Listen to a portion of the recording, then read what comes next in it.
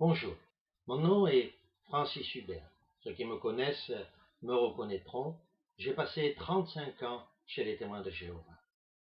Jusqu'à présent, je me suis tu, mais je pense que le temps est venu aujourd'hui de m'exprimer. Non pas dans le but d'attaquer ou de combattre les témoins de Jéhovah, mais tout simplement dans le but de dire la vérité et d'aider, dans la mesure du possible, ceux qui ont quitté les témoins de Jéhovah depuis plus ou moins longtemps et qui ont du mal à se retrouver, ou voire d'aider certains témoins de Jéhovah qui, au sein de cette organisation, se posent des questions et ont des doutes. J'ai connu les témoins de Jéhovah, j'avais 9 ans, et j'ai grandi parmi les témoins de Jéhovah. J'ai étudié différents livres, pensant étudier la Bible. Et puis je me suis fait baptiser à l'âge de 19 ans. C'était en 1969. J'ai continué de progresser au sein des témoins de Jéhovah. Je suis devenu pionnier auxiliaire, c'est-à-dire pionnier qui consacre un peu de temps pendant ses vacances pour l'évangélisation. Ensuite, pionnier à mi-temps, qu'on appelait pionnier ordinaire, et puis pionnier spécial, c'est-à-dire que je consacrais tout mon temps, ou tout au moins une grande partie de mon temps, 160 heures par mois, à l'évangélisation. Étant très actif au sein des témoins de Jéhovah, je suis devenu serviteur ministériel, ce qui correspond à la fonction de diacre dans les églises. Plus tard, j'ai rencontré mon épouse, Catherine, avec laquelle je me suis marié, et nous avons eu 2 enfants, Fleur et Prunelia. Toute la famille travaillait assidûment. Alors que j'avais une activité professionnelle, je consacrais 30 à 40 heures par mois dans ce que nous appelions le service du chant, c'est-à-dire l'évangélisation.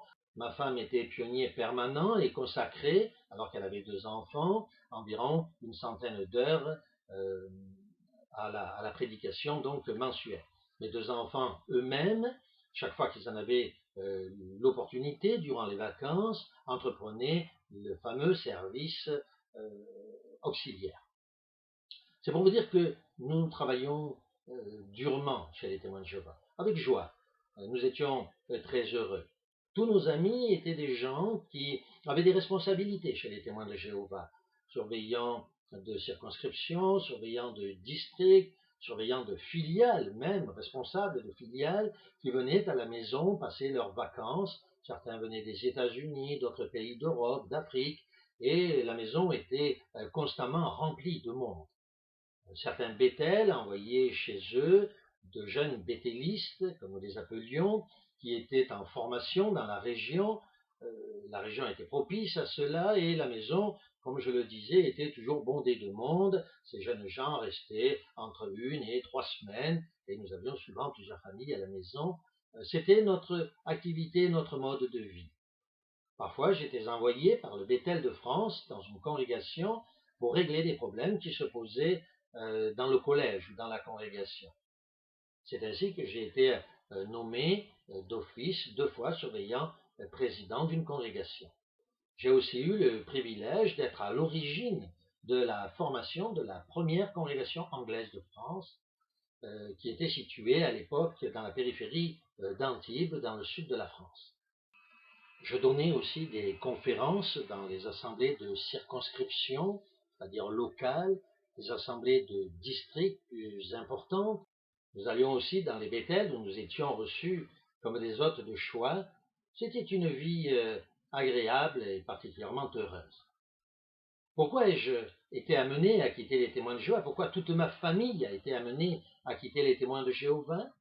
Je me propose de vous l'expliquer dans une série de films qui vont se succéder les uns derrière les autres. Et si vous le désirez, vous pourrez suivre ces films. Je serai heureux de vous expliquer le pourquoi et le comment de mes actions. Est-ce que j'ai de la rancœur contre les témoins de Jéhovah? Est-ce que ma famille ou moi-même avons une quelconque rancœur contre eux? Non, absolument pas. Au contraire, nous gardons pour eux un grand amour, une grande affection, mais nous considérons que, comme le dit saint Paul dans la lettre qu'il écrivit aux Romains au chapitre 10, verset 2, je rends témoignage qu'ils ont du zèle pour Dieu, mais pas selon la connaissance exacte. C'est donc avec beaucoup d'amour et d'humilité que je m'exprimerai devant cette caméra et j'espère que vous tirerez profit de cette formation.